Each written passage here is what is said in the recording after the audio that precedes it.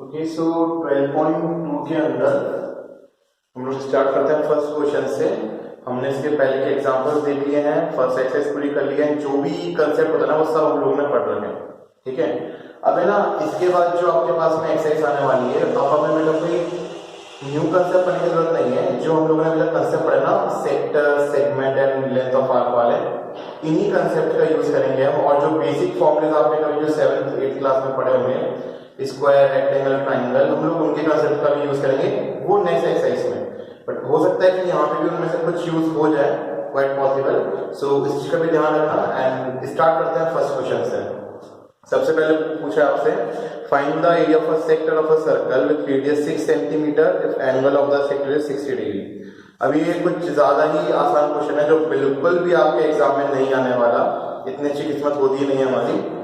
इसमें सिंपली आपसे बोला गया है कि आपको एक सर्कल दे रखा है एंड ये जो सर्कल है इसका रेडियस आपको दे रखा है 6 सेंटीमीटर और आपको इसमें सेक्टर का एरिया फाइंड करना है जहां पे एंगल 60 डिग्री बन रहा है। This is the centre of the circle, let it be O। And यहाँ जो आपके पास में एंगल बन रहा है वो बन रहा है 60 डिग्री का एंड जो रेडियस है वो है 6 सेंटीमीटर। आपको इस सेक्टर का एरिया फाइंड करना है। तो it's very simple, we know that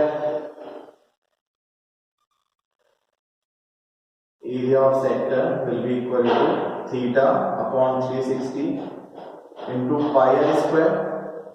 theta आपका बेटा कितना है, 60 डिग्री है, तो 60 upon 360 into 22 upon 7 into 6 into 6। 60 से 6 चल जाएगा 6 बार, 6 से 6 चल जाएगा, आपके इसमें क्या बचा 22 into 6, that will be equal to 132 upon 7। अब इसको पॉइंट में कन्वर्ट करोगे, you will get 18.85 centimetre square. This is just an approximate answer because इसका भी जो डेसिमल एक्सप्रेशन आएगा वो नॉन टेम्परिंग रहने वाला है। ये रिपीटिंग जरूर होगा, इसका ध्यान रखना। सो हमें यहाँ पे अप्रॉक्सीमेट भी नहीं लिखना, आप चाहो तो अपने आंसर को यहाँ पे भी छोड़ सकते हो।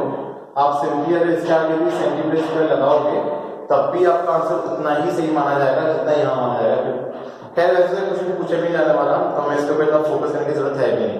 अब नेक्स्ट क्वेश्चन के ऊपर स्विच करते हैं।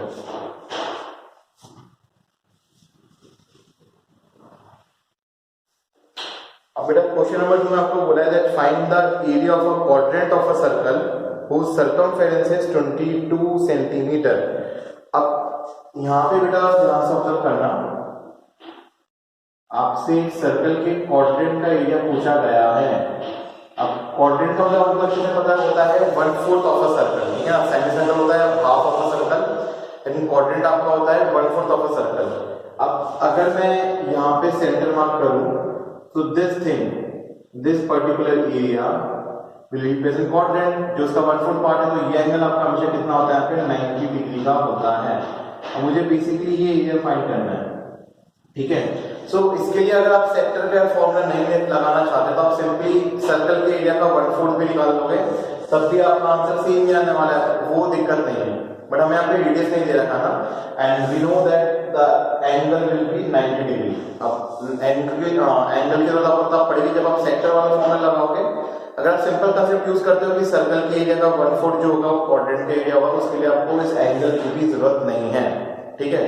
बट यहाँ पे आपको बोल रखा है कि सर्कल की जो सर्कमफेरेंस है आपको दे रखी कितनी, 22 centimetre. And this thing will help us to find, in order to find the radius of the circle. कैसे चेक करते हैं, आपको बेटा यहाँ पे सर्कमफेरेंस दे रखी है, दैट इज 22 सेंटीमीटर। हमें पता है कि सर्कमफेरेंस का फॉर्मूला क्या होता है, 2 pi r equal to 22, 2 into 22 upon 7 into r will be equal to 22, r will be equal to 22 into 7 upon 2 into 22। ये 22 से 22 हो गया, आपके इसमें r आ जाएगा सिंपली 7 upon 2 सेंटीमीटर।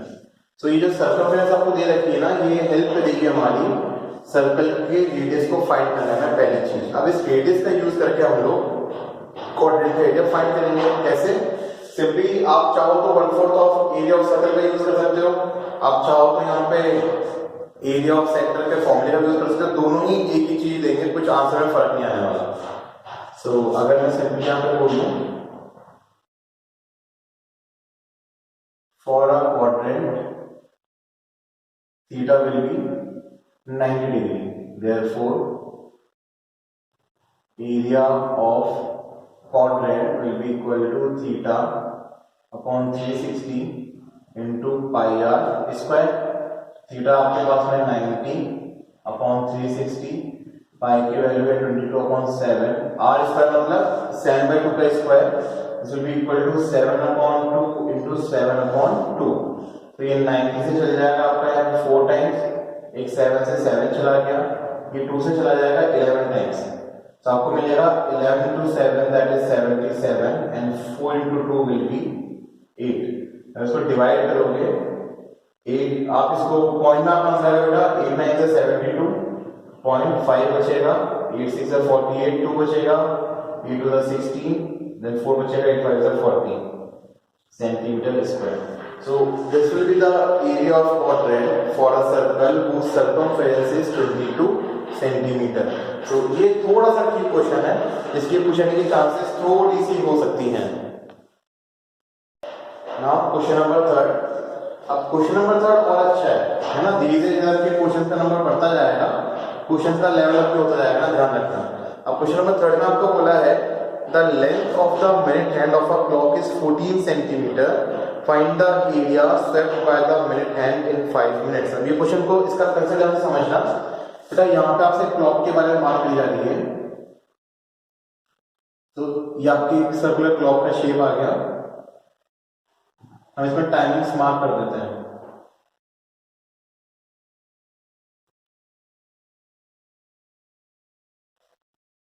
ट्वेल्व 6 3 9 10 11 1 2 4 5 7 8, ठीक है। Now this is the centre.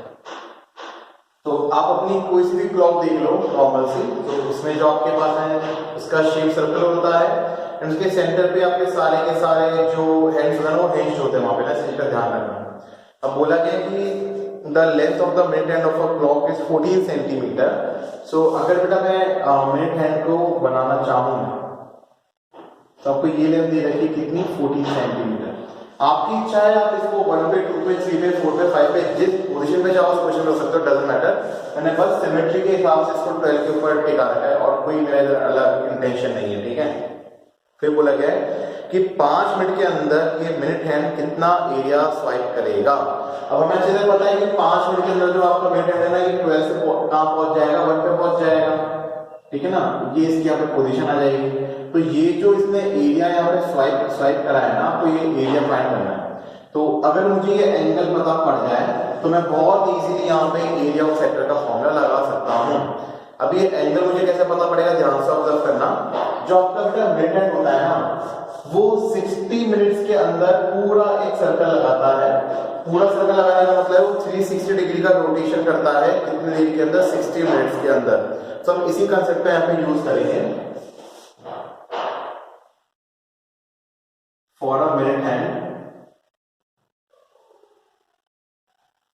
हमें अच्छे से पता है बेटा कि ये 60 मिनट्स के अंदर 360 डिग्री का पूरा एक रोटेशन लगाएगा। सो 1 मिनट के अंदर ये कितना डिग्री रोटेट करता है, that is 360 upon 60, that is 6 degree. तो हमें पता पड़ चुका है कि 1 मिनट के अंदर एक मिनट हैंड 6 डिग्री का रोटेशन करता है। अब हमें क्वेश्चन में बोला गया है कि 5 मिनट के अंदर कितना एरिया स्वाइप करा है, तो हम लोग पहले 5 मिनट के अंदर जो एंगल बनाएगा, जितना एंगल का रोटेशन करेगा, पहले वो एंगल निकाल लेते हैं। Therefore in 5 minutes it will rotate about 5 into 6 degree, that is 30 degree।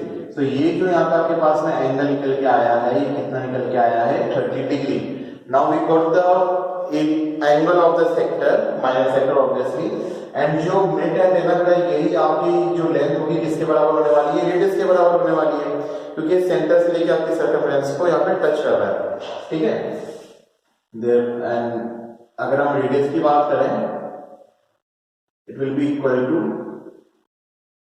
length of minute hand. So this radius will be equal to 40 centimeter. हमें रेडियस पता है, हमें बेटा यहाँ से बेसिकली थीटा पता पड़ चुका है, that is 30 degree. All we need to do is to find the area swept by the minute hand in 5 minutes. So area swept in 5 minutes will be equal to theta upon 360 into pi r square. Theta हमारे पास में कितना 30 degree, सो 30 upon 360 पाई के हो जाएगी 22 upon 7 are square. तो मैं इसको दो बार मल्टीप्लाई कर सकता हूँ, दैट इज 40 इंटू 14. ये 0 से 0 गया, ये 3 जाएगा आपके पास में 12 टाइम्स, ये 7 से जाएगा 2 टाइम्स, ये 2 से जाएगा 6 टाइम्स, फिर ये 2 से 3 टाइम्स और ये 2 से आएगा 11 times. So 40 into 11 will be equal to 154 upon 3. जब इसको डिवाइड करोगे सो आपके पास में अगेन एक नॉन टर्मिनेटिंग डेसिमल एक्सप्रेशन आएगा, that will be equal to 51.33 centimetre square. So this is the area swept by a minute hand of a clock of length 14 centimeter in 5 minutes. तो ये भी बहुत सिंपल क्वेश्चन है and main जो चीज है वो है बेटा ये वाला कंसेप्ट. अब ये जो आपके पास में कंसेप्ट होता है ना, ये बहुत जगह काम आता है, सिर्फ यहीं पे भी नहीं. अगर आप मैथ्स लेते हो तो आपके नेक्स्ट ईयर भी काम आएगा एंड ये हमें जनरली पता होना भी चाहिए. जब आप गवर्नमेंट जॉब की प्रिपरेशन करते हो, तो जब आपका एप्टीट्यूड वाला एग्जाम होता है तो वहां पे भी आपके पास में कुछ क्वेश्चन आते हैं जो क्लॉक से रिलेटेड आते हैं. तो उसमें आपसे ये डिग्री वगैरह चीजें पूछी जाती हैं कि इतने मिनट में कितना डिग्री मूव करेगा आपका कोई भी मिनट हैंड. सो उसके लिए हमें ये मिनट हैंड के लिए हमें कंसेप्ट पता होना चाहिए ना. Okay, this one is for the minute hand only. Hour hand का अलग कंसेप्ट चलता है, सेकंड वाले हैंड का अलग कंसेप्ट चलता है, ये आपके मिनट हैंड का कंसेप्ट है. हमने यही करा है क्योंकि क्वेश्चन में भी इसी के बारे में पूछा गया है. ठीक है, तो इसे अच्छे से देख लेना. अब बेटा बात करते हैं क्वेश्चन नंबर 4 की. सो क्वेश्चन नंबर 4 में आपको दे रखा है that a chord of a circle of radius 10 centimetre subtends a right angle eight the centre. ठीक है ना, मतलब एक सर्कल है जिसकी रेडियस आपको दे रखी है 10 सेंटीमीटर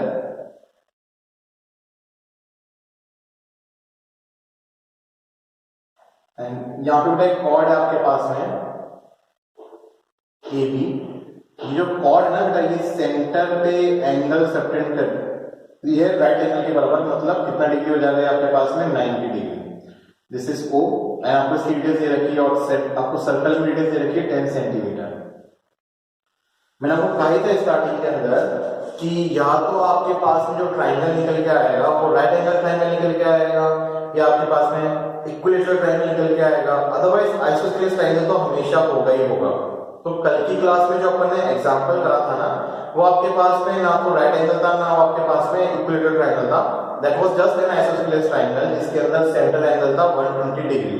तो वहां हम लोगों ने ट्रिग्नोमेट्री की हेल्प से भी ट्राइंगल का एरिया फाइंड कर लिया था, हमें ज्यादा दिक्कत आई नहीं थी. सो ये तो हमारे लिए बहुत ही बड़ा वरदान है क्योंकि राइट एंगल ट्राइंगल का एरिया हम simply half into base into height से निकाल ही सकते हैं. हमें कोई अलग से हाइट निकालने की जरूरत नहीं है, हमें कोई अलग से बेस निकालने की जरूरत नहीं है. इस केस में आपके पास बेस और हाइट दोनों ही आपको मिल जाएगी, वो मैं भी आपको आगे बताऊंगा कैसे.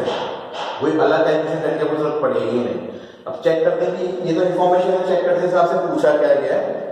आपसे इसमें पूछा है कि find the area of the corresponding minor segment and major sector. And आपको इसमें पाई की वैल्यू लेनी है, वो 3.14 लेनी है, ये इसमें आपको सजेस्ट करा गया है. ठीक है, एंड जो दो एरियाज आपको यहाँ पे फाइंड करने हैं वो है पहला तो माइनर सेगमेंट, दूसरा है मेजर सेक्टर. तो बेटा पहले अपन ना इस माइनर सेगमेंट के बारे में बात करते हैं, मेजर सेक्टर को भी अपन बाद में कंसीडर करेंगे. ठीक है ना, पहले इसके ऊपर बात करते हैं ये कैसे फाइंड होगा. सो वी नो कि सेगमेंट एरिया निकालना कितना आसान है. माइनर सेक्टर में से ट्राइंगल के एरिया को माइनस कर दो. सबसे पहले अपन बेटा यहाँ पे माइनर सेक्टर का एरिया निकालते हैं. ठीक है, area of minor sector, this will be equal to theta upon 360 into pi r square. Now the value of theta is 90 degree, तो जाएगा 90 upon 360. पाई के लिए आपको बोली गई 3.14 ही लेनी है, तो 3.14. रेडियस इज 10, तो 10 का स्क्वायर आपके पास में जाएगा बेटा 100. ठीक है, ये 90 से जाएगा आपके पास में 4 टाइम्स। आप 4 से 100 को कट कर सकते हो, बट मैं यहाँ पे 100 का यूज दूसरे फॉर्म में करना चाहूंगा, क्योंकि यहाँ पे 3.14 है, यहाँ पे 100 है, तो 3.14 इंटू 100 आपको डायरेक्टली कितना मिलेगा 314 और अपॉन में आएगा 4। ये 2 से 2 बार जाएगा, ये 2 से जाएगा 157 टाइम्स एंड अगेन ये 2 से कट होगा। आंसर पॉइंट में आएगा आपका दैट विल बी 2 7 इज 14, 1 इधर आएगा 17, 2 8 is 16.5 centimetre square. Now this is the area of minor sector. हमें माइनर सेगमेंट का एरिया निकालना है। अब हम बेटा क्या करेंगे, यहाँ पे ट्राइंगल का एरिया भी निकाल लेते हैं। Area of triangle AOB will be simply equal to half into base into height। अब है ना ये आसान क्यों है, जब बेटा आप एक राइट एंगल ट्राइंगल की बात करते हो तो जिस जगह पे जिस वर्टेक्स पे आपका 90 डिग्री का एंगल बनता है वही जो दो आर्म्स होती हैं आपकी बेस और परपेंडिकुलर होती हैं, क्योंकि तीन साइड होते हैं राइट एंगल ट्राइंगल में, बेस परपेंडिकुलर एंड हाइपोटेनस। हम हाइपोटेनस कौन सी होती है आपकी 90 डिग्री के सामने वाली साइड, उसको तो हम ले नहीं सकते हैं। So the remaining two sides are base and perpendicular, and eventually in the chapter related to circles, both these sides will always be equal if we will get a right angle triangle, because दोनों ही आपकी radius से ही represent हो रही हैं and it is still अभी change होती नहीं है। So more precisely, this is not just a right angle triangle, this is an isosceles right angle triangle. So what is an isosceles right angle triangle? जिसके अंदर आपके पास में perpendicular और बेस दोनों ही बराबर होती हैं, जो यहाँ पे आपको दे रखा है।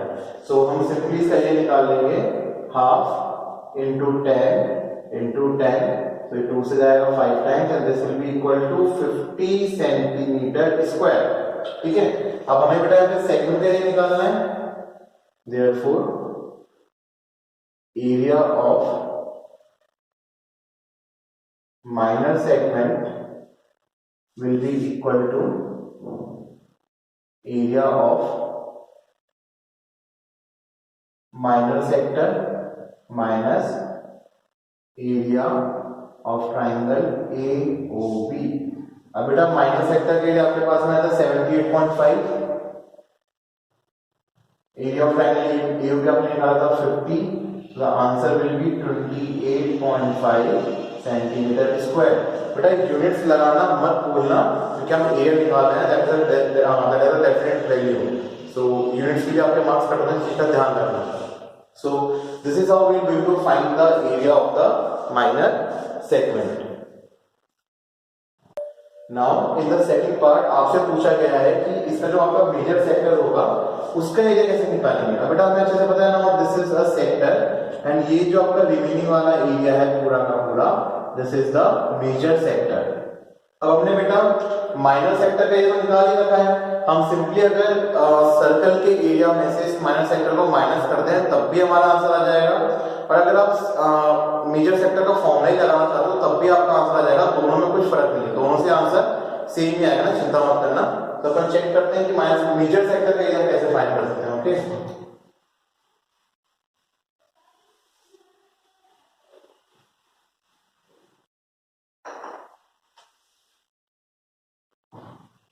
so अगर मैं अभी लिखूं that area of major sector that will be equal to 360 minus theta upon 360 into pi r square। so बेटा थीटा हमारे पास में कितना था 90 डिग्री था, so 360 minus 90 whole upon 360। पाई की वैल्यू आपको सेम ही लेनी है 3.14 एंड रेडियस आपके पास में हो जाएगा 10 स्क्वायर दैट इज 100। so यहाँ आपके पास में आएगा 270 अपॉन 360। 3.14 को जब 100 से मल्टीप्लाई करोगे आपको क्या मिल जाएगा, यहाँ पे 314, यही 0 से 0 गया, ये 9 से आएगा 3 टाइम्स, तो 9 से आएगा आपके पास में 4 टाइम्स। अब बेटा 314 को जब आप 4 से डिवाइड करोगे, हालांकि हम लोगों ने अभी सॉल्व करा भी था, ये 2 से 2 बार जाएगा, ये 2 से आएगा 157 टाइम्स एंड ये आपका 2 से कैंसिल आउट हो जाएगा 78.5 टाइम्स। आपको 3 को 78.5 से मल्टीप्लाई करना है, 3 into 5 will give you 50, carry 1 point, 3 into 8 24 plus 1 25, carry 2, 3 into 7 is 21 plus 2 23। तो 235.5 centimetre square is the area of major segment. तो ये भी सिंपली निकल जाएगा, दिक्कत नहीं आएगी। मेन जो चीज होती है वो होती है माइनर सेगमेंट का एरिया निकालना या मेजर सेगमेंट का एरिया निकालना। हालांकि माइनर सेगमेंट का एरिया निकालते हैं आप दूसरा वैल्यू तो बहुत इजीली फाइंड कर सकते हो, कोई दिक्कत की बात है नहीं। तो this is about the second part of this question. अब अपन करते हैं क्वेश्चन नंबर 5। क्वेश्चन नंबर 5 भी इसी टाइप के ही है, तो दिक्कत की बात है नहीं। मतलब अभी तक आपके सेम टाइप से चले जा रहे हैं, ऐसा कुछ नया इंट्रोड्यूस नहीं हुआ है। एक क्लॉक वाला सिनेरियो थोड़ा सा नया था, अदरवाइज वैसे तो आपने वो भी पढ़ रखा है पहले, ऐसे कुछ खास है नहीं इसके अंदर भी। लेट्स सी इस क्वेश्चन में क्या मिलेगा। मैं इसमें आपको बोला गया था in a circle of radius 21 centimetre and arc subtends an angle of 60 degree at the centre. Question को समझना बेटा कि आपके पास में एक सर्कल है जिसका आपको रेडियस दे रखा है 21 सेंटीमीटर और उसमें बेटा एक आर्क है। ये आर्क जो है ना ये सेंटर पे कुछ एंगल सबटेंड कर रही है and this angle is of 60 degree. So भगवान ने सुन ली हमारी। अब हमारे पास में इक्विलेटरल ट्रायंगल आने वाला है। अभी मैं कैसे बता सकता हूँ इक्विलेटरल ट्रायंगल आने वाला है, क्योंकि हमें पता है triangle minimum to minimum isosceles तो होगा ही होगा। हमें यहाँ पे सेंटर एंगल मिल चुका है 60 डिग्री। अब जो रिमेनिंग टू साइड्स आने वाली है उस ट्रायंगल की वो बराबर ही आने वाली है, तो उनके एंगल भी बराबर होंगे। So other than 60 and 60 there is no such option for the triangle, तो this will be an equilateral triangle. Check करेंगे अपन आगे और इसको देखते हैं पूछा क्या है। इसमें बोला कि we need to find the length of arc. ये जो आर्क है ना AB, हमें इसकी लेंथ फाइंड करनी है। पहली चीज तो ये हो गई यहाँ पे। फिर आपसे पूछा गया था area of sector form by the arc, कि ये जो आर्क से आपके पास में सेक्टर बन रहा है ना इसका भी एरिया फाइंड करना। तो पहले अपन ये दो चीजें फाइंड कर लेते हैं, फिर अपन क्वेश्चन के थर्ड पार्ट पे स्विच करेंगे, ठीक है। सो हमें यहाँ पे रेडियस दे रखा है ऑलरेडी 21 सेंटीमीटर। तो इस पॉइंट पे को मार्क करते हैं। This is 21 centimetre and this is also 21 centimetre. First length of arc. अगर लेंथ ऑफ आर्क के फॉर्मूले की बात करें तो वो भी सिंपल से होता है, that is theta upon 360 into 2 pi r. The value of theta is 60 upon 360. 2 into pi के 22 upon 7 लेंगे into 21। जब तक हमें बोला ना जाए तब तक हमें pi के 22 upon 7 लेना है, ऐसा एक्सरसाइज के स्टार्टिंग में दे रखा है, ध्यान रखना। ओके, सो यहाँ तो ये 0 से 0 गया, ये 6 से जाएगा 6 टाइम्स, ये 2 से जाएगा 3 टाइम्स, ये 3 से जाएगा 7 टाइम्स और 7 से 7 गया। तो बेटा लेंथ ऑफ आर्क आपके पास में सिंपली कितनी आ गई 22 centimetre. This is the first part of the question. Second part में आपसे पूछा गया है area of sector form by the arc, that is this minor sector. So अगर मैं यहाँ पे एरिया ऑफ माइनर सेक्टर की बात करूं,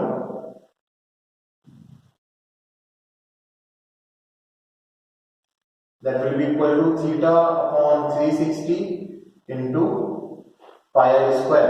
वही बेटा same to same formula use हो रहा है, कुछ नया फॉर्मूला हम लोग यूज नहीं कर रहे ना, चिंता मत करना। So this the value of theta is 60 upon 360, पाई की वैल्यू जाएगी 22 अपॉन 7 और हमारे पास में 21, तो उसका स्क्वायर हो जाएगा 21 into 21। अगेन 0 से 0 गया, ये 6 से जाएगा 6 टाइम्स, 2 से 3 टाइम्स और 2 से आएगा 11 टाइम्स, ये 7 से 3 टाइम्स जाएगा, ये 3 से 3 कट जाएगा। सिर्फ हमारे पास में बचेगा क्या 21 और 11। 21 into 11 आपके पास में होता है दैट इज 210 के अंदर 21 जोड़ लेना, सो 231 सेंटीमीटर स्क्वायर। यहाँ पे सेंटीमीटर लगाना या स्क्वायर मत लगाना, ये लेंथ है जो सेंटीमीटर में आएगी, ये एरिया है इसके सेंटीमीटर स्क्वायर में आएगा, इस चीज का बहुत ध्यान रखना। अब इसके बाद थर्ड पार्ट पे आते हैं। थर्ड पार्ट में आपसे पूछा गया है कि the area of the segment form by the corresponding chord. Corresponding chord का मतलब होता है बेटा कि ये जो आपके पास में आर्क है ना, इससे जो कॉर्ड बन रही है उसके लिए हमें क्या करना पड़ेगा, ए और बी को यहाँ पे ज्वाइन करना पड़ेगा। तो यहाँ पे आप ऑब्जर्व करोगे जब ए और बी को आपने ज्वाइन करा तो यहाँ पे आपके पास में एक सेगमेंट बनेगा। तो यहाँ पे आपसे इस सेगमेंट का एरिया पूछा गया है, that the area of the segment formed by the corresponding chord। Here the word corresponding chord means कि जो आपको आर्क दे रखी है उससे जो कॉर्ड बन रही है उसकी यहाँ पे बात करी जा रही है, ठीक है, ध्यान रखना। अगेन सेगमेंट के लिए फाइंड करना है, सेक्टर में से ट्रायंगल का एरिया माइनस कर दो, सेक्टर का एरिया अपन ऑलरेडी निकाल चुके हैं। All we need to do is to find the area of the triangle and we will subtract that area from the minor sector. Okay, so अब अगर हमको ट्रायंगल का एरिया फाइंड करना है, ठीक है, एरिया ऑफ ट्रायंगल OAB। बेटा मुझे अच्छे से पता है कि एंगल O 60 डिग्री का है, OA और OB बराबर होंगी, तो ये एंगल भी x होगा और ये एंगल भी x होगा, because angles opposite to equal sides are equal. So we can say plus कई बार यहां पे मिटा देते हैं, in triangle AOB x plus 60 plus x will be equal to 180 degree. So 2x will be equal to 120 degree and x will be equal to 60 degree. Therefore, triangle AOB is equilateral. ठीक है, सो यहां से ये पता पड़ जाएगा कि जो आपका ट्रायंगल है वो इक्विलेटरल है एंड इक्विलेटरल ट्रायंगल का जो एरिया होता है उसके लिए भी हमारे पास में डायरेक्ट फॉर्मूला है। आपको याद हो, अच्छी बात है, याद है तो यहाँ पे देख लेना। Therefore, area of triangle AOB will be equal to √3/4 into side square. So यहाँ पे आएगा √3/4 और साइड आपको कितनी देगी, ट्रायंगल की कितनी जाएगी 21, तो दिस विल बी 21 का स्क्वायर। 21 का स्क्वायर होता है 441, so the answer will be 441 √3/4 centimetre square. So ये हमारे पास बेटा ट्रायंगल का एरिया निकल के आएगा। आप अगर अपने एक एग्जांपल को रिकॉल करो जो हम लोगों ने कल करा था, तो शायद आपको याद आ जाए कि हाँ हमारे पास में इस टाइप की वैल्यू पहले भी आ चुकी है। Now what we need to do is to subtract this area of triangle from the area of minor sector. हमें यहाँ पे क्वेश्चन के अंदर बेटा √3 की कोई अलग से वैल्यू नहीं दे रखी है, तो we won't use the value of √3 here and we keep the answer in the terms of √3 only. ठीक है, सो इसको अपन आगे कंटिन्यू करते हैं इस साइड में। अगर यहाँ पे सिंपली एरिया ऑफ सेगमेंट की बात करें, therefore area of segment, in fact minor segment, that will be equal to area of minor sector minus area of triangle AOB. So बेटा माइनर सेक्टर का एरिया आपके पास में आता है 231 minus 441 √3/4। हमें पता है कि ये भी 21 का फैक्टर होता है और ये भी 231 में 21 का मल्टीपल होता है और 441 में 221 का मल्टीपल होता है। सो यहाँ पे अपन क्या करते हैं ना, दोनों से 21 को कॉमन निकाल लेते हैं और यहाँ पे आपके पास में आंसर कितना रह जाएगा, हमने इसको 11 से मल्टीप्लाई करा था ना, जाएगा 11 minus 21 √3/4 सेंटीमीटर स्क्वायर। एंड हम आंसर को इसी टर्म में छोड़ने वाले हैं क्योंकि एग्जांपल में भी आपके पास में आंसर इसी फॉर्म में था। There is no need to take the LCM, you can just take